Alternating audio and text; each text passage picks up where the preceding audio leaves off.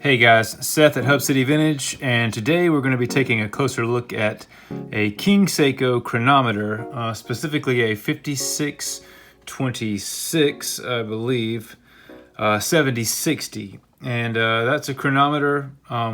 If you're familiar with the King Seiko chronometers, a couple of different grades there. You have regular KS, high beats at 28.8, and then there's also the chronometer, officially certified, and there's also a superior chronometer, and some of that nomenclature just comes about from the dates of production. You see in those earlier models that there's chronometers and superior chronometers, and they are typically on the case denoted as such on the medallion. Here you can see a really good example. This was in great shape. This 5626-7060 KS chronometer, also with the Suwa S there towards the bottom of the medallion, and of course the superior KSs as well. Superior chronometer, they will denote that as well on the medallion, and it's also listed here on the dial. A couple of things we're going to do, sort of an abbreviated look at servicing of this KS, because I wanted to specifically talk about the Quickset feature on this one. It's very common. I'm sure if you're looking at KS models, especially in that 56 series of movements, it's probably a commonly asked question: does the Quickset work? And very often the answer is no, it does not. And so I want to explain to you a little bit today about how that works, why it's problematic, and I want to take a really close look. We're going to do some experimenting together, because I've got a new fix for that Quickset. I've got sort of an old standby. Adrian at VTA, Vintage Time Australia, great guy, asset to the community, has done so much to help sort of reinvigorate production of parts for a lot of these little, more obscure models. The 56 series Quickset mechanism, which is a plastic wheel in lots of occasions. There was later a metal one created for it by Seiko that typically doesn't have the same issues that the plastic one faces, but this, I'm almost positive that it has a plastic wheel. But Adrian, for at least a few years now, has been selling a replacement star wheel for the day-date rocker that works fantastically, and not only for this 56 KS model, but also for the 5619 duo time models.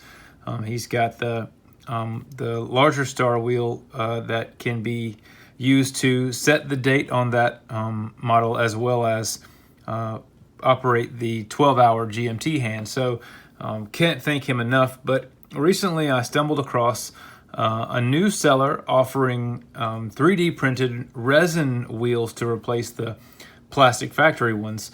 And so I thought we would together just take a look at this new seller. If things work out well, maybe I'll give him a little plug on the channel here. And he was very nice, sent me a couple of extras to toy around with, and so I'd like to give him some help if I can. But we're going to take a look at these wheels and see exactly how they work. I think because they are resin and not plastic, they should be a bit more durable than the original factory plastic, which does become brittle with age. And of course, if you're not careful about how you set the day and date, you can apply a little extra torque there that turns out to be just a bit more than those little plastic star wheels can handle. So here is our starting point. You can see with the crown in, we can wind the movement just fine. We pull out to the second position. Counterclockwise should be advancing our day, which nothing is happening there. And then of course our date should be in this clockwise fashion here. But no movement on either the day or the date disc. It is stuck at Tuesday 12. And if you have a day-date watch, I think you'd probably want to be able to set those day and dates to the correct display. And so we're going to look at these King Seikos and see what we can do about getting this one not only serviced, but with a working day and date Quickset as well. So I'm going to go ahead and get this one torn down. We'll take a closer look at that, what that rocker looks like, and I'll even show you where the brake is on it, and then we'll take a look at this new replacement that's available. And I'm going to show you too in a couple of ways as well. I've got it in the 4-point star, which I'm nearly certain that that's what's going to be on this model. But there's also a 6-point that looks a little bit different. We'll take a look at the quality of the design and the overall build. We'll see how the construction looks like it'll hold up, and we'll come back and see it uninstalled and how it gets mounted onto the rocker itself, and we'll see how it holds up. Now, with the dial and the hands removed, we can get a better look at what's going on with this current day-date rocker and where the fatal flaw is as it relates to operation of the day-date Quickset. Now here is the stud on which that 4-pointed star is attached to the rocker. You can see 1, 2, 3, 4 points on that star, and if we rotate the crown in a counterclockwise fashion, you can see that it touches the date wheel, but there is no motion of that date wheel. That star wheel is just freely spinning on that stud. There's no grab, no rotation of it as it lays against the date wheel, so that's why it can't advance. And of course, in a clockwise fashion, with no torque, no resistance on the intermediate wheel, that's here, and of course that would engage with the date disc. And you can see sort of an overlay here. There's a small star wheel on the bottom of that disc that would engage this intermediate wheel and would allow us to advance the day.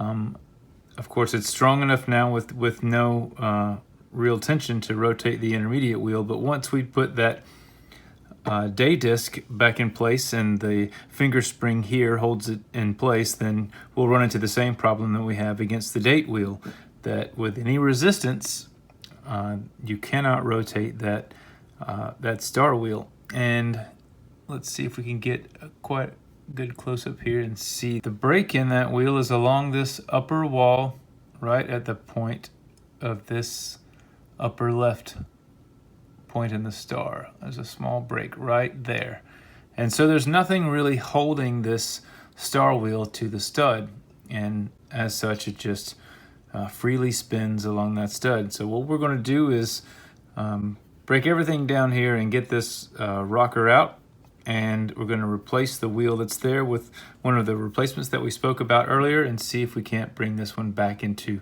working order along with servicing the rest of the movement. And in not quite real time, we are on the other side of the service of this 5626, and you can see the new rocker has been installed and is working beautifully, but unfortunately it turns out it's not one of our new resin wheels that we'd hoped to try.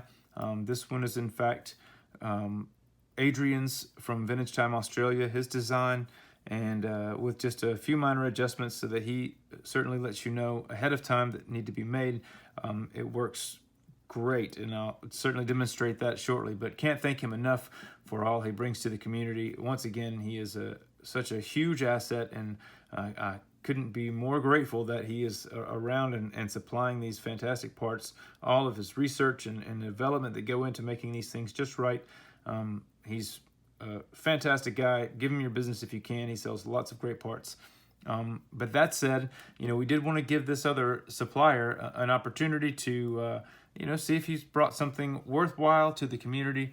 And I took meticulous notes, I promise, and let him know all of the points I thought could be made different or better that might make this a viable product. But currently, I don't think it's where it needs to be. I mounted this 4-point star. Let's see if we can get that in frame. I mounted this 4-point star, and unfortunately, there are quite a few components that make up this Quickset rocker. And so let's just bring up a picture of the entire assembly.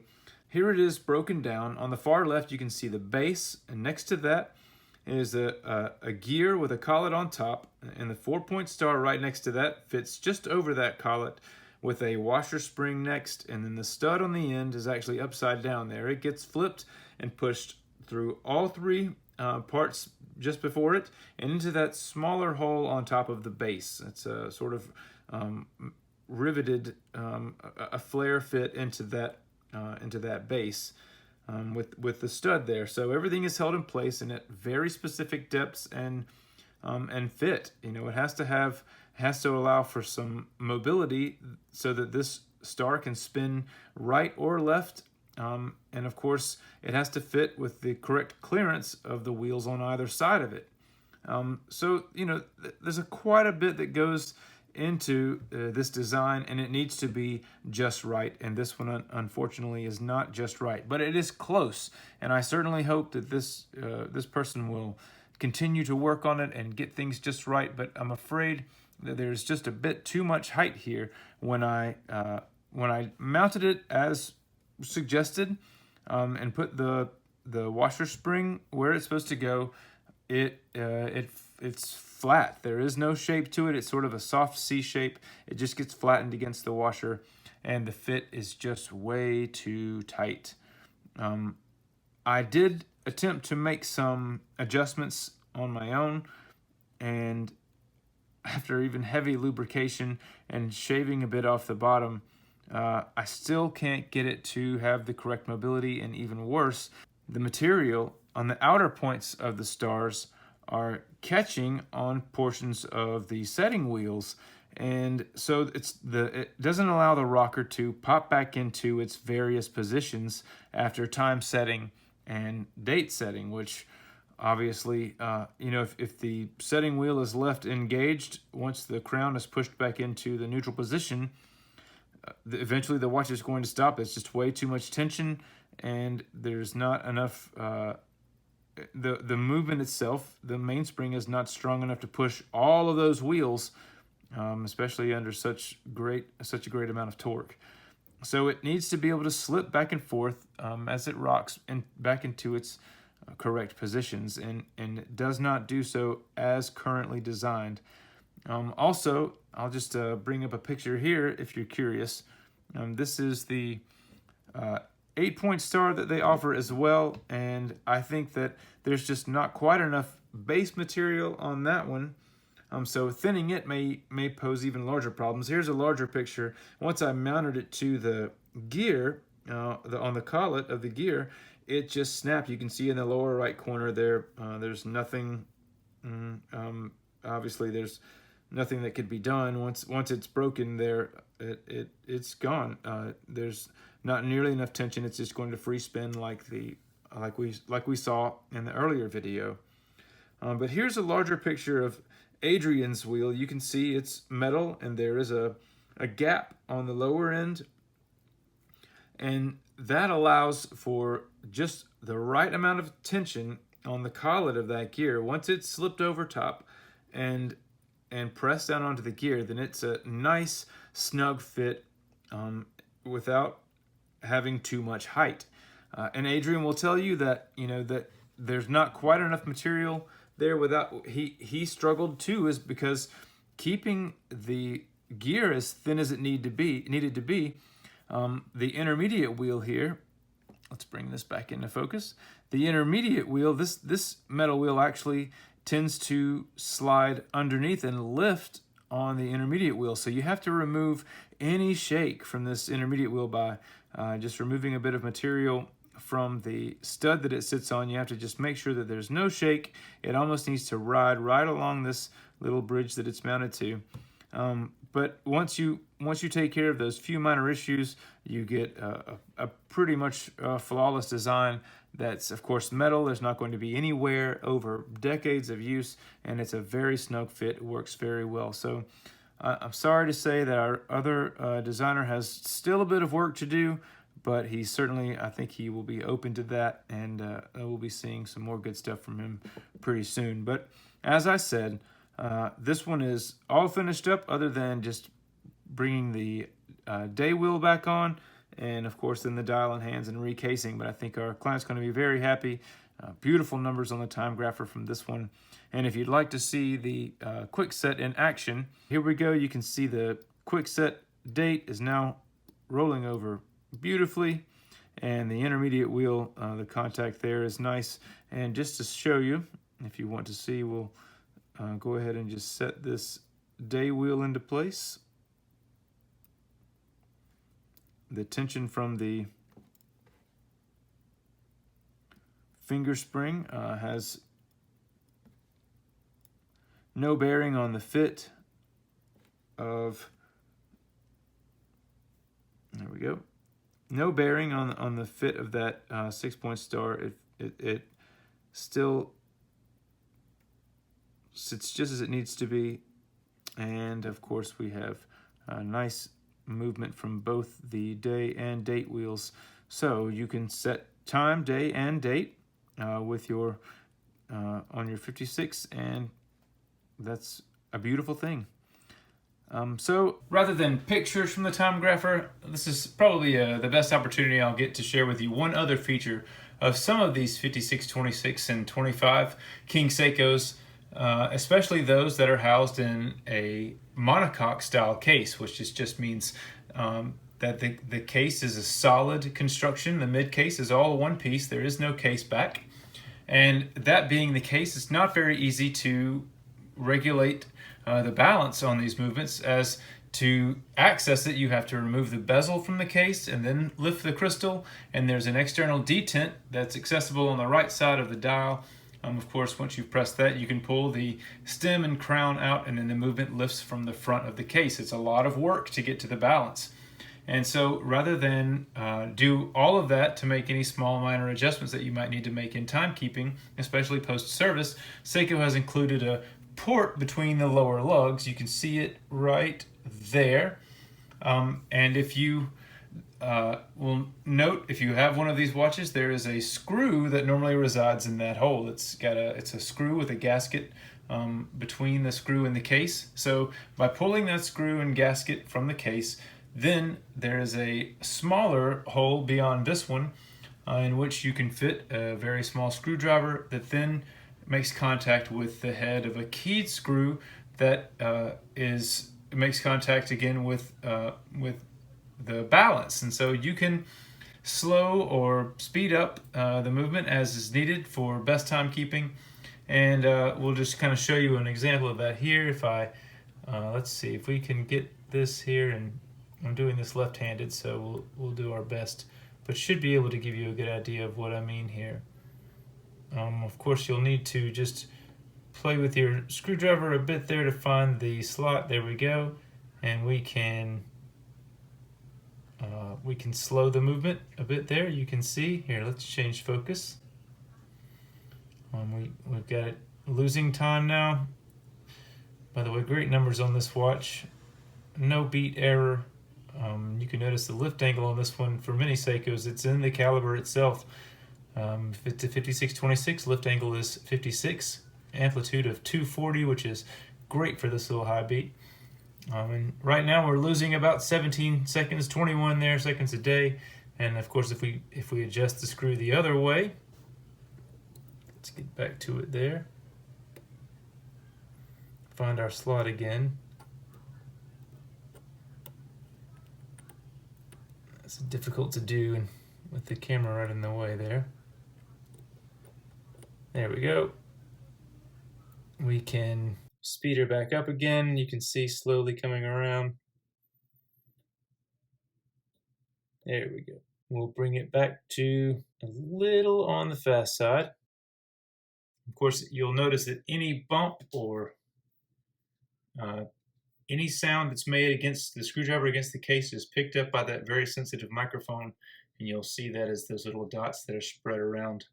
Even as I talk and make noise around the time grapher, it's pretty sensitive, so it'll pick those up. But if we're quiet for just a moment, we'll see we've got a pretty decent line on there. And again, we're at +8 seconds, and I'll probably try to dial that in to reflect the chronometer grade on the dial, and the medallion of the case back. We'll try to get her under 6 seconds a day. But a fantastic addition to this movement to allow for corrections, and just thought you might enjoy seeing that. But a beautiful watch, beautiful movement, and this one's running beautifully now. And of course, we can now quick set the day and the date. So she is about complete and ready to go home. It's amazing, these watches. This one's still keeping a chronometer grade time. Just a great watch, high beat, 28.8, and a beautiful watch altogether too. The 7060, if you haven't seen it in its entirety, I'll certainly post a couple of pictures here to let you see. But thankful to have been allowed to work on this one and experiment a little with these new parts. And hope that you enjoyed it and learned a little bit. And certainly, if you have any questions, please feel free to comment below. You can also email us at service@hubcityvintage. And you can also check us out at Patreon for some pretty exclusive behind-the-scenes stuff. We have sneak peeks of all of our new inventory. So thank you again for watching, and we'll see you on the next one.